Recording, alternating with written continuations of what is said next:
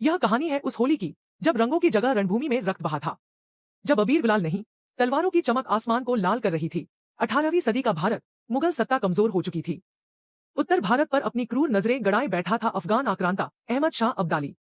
अब्दाली, जिसने कई बार भारत पर हमला किया, लूट, हत्या और मंदिरों के विनाश से जिसने धरती को रक्तरंजित किया, उसकी नजर इस बार पड़ी थी ब्रजभूमि पर, मथुरा, वृंदावन और भरतपुर की पवित्र धरती पर।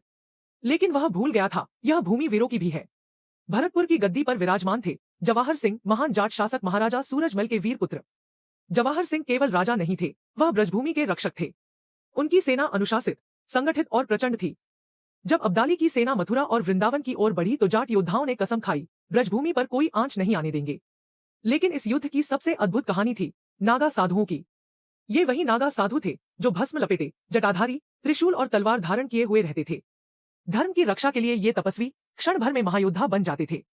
जब अब्दाली की सेना ने ब्रजभूमि में अत्याचार किया तो हजारों नागा साधु रणभूमि में उतर आए। कहते हैं होली का दिन था और साधुओं ने अपने शरीर पर भस्म के साथ युद्ध का संकल्प लगाया। 1761 के आसपास का समय, अब्दाली की सेना मथुरा में नरसंहार कर रही थी। तभी जाट सेना और नागा साधुओं ने मिलकर प्रतिकार किया। नागा साधु हर हर महादेव का घोष करते हुए टूट पड़े। जाट योद्धा घोड़ों पर सवार होकर अब्दाली की सेना पर बिजली की तरह गिरे। कहते हैं उस दिन होली का रंग लाल था, लेकिन वह गुलाल का नहीं, बलिदान का रंग था। हालांकि अब्दाली की सेना संख्या में अधिक थी, लेकिन जाटों और नागा साधुओं ने उसे कड़ा प्रतिरोध दिया। अब्दाली ब्रजभूमि को पूरी तरह झुका नहीं सका।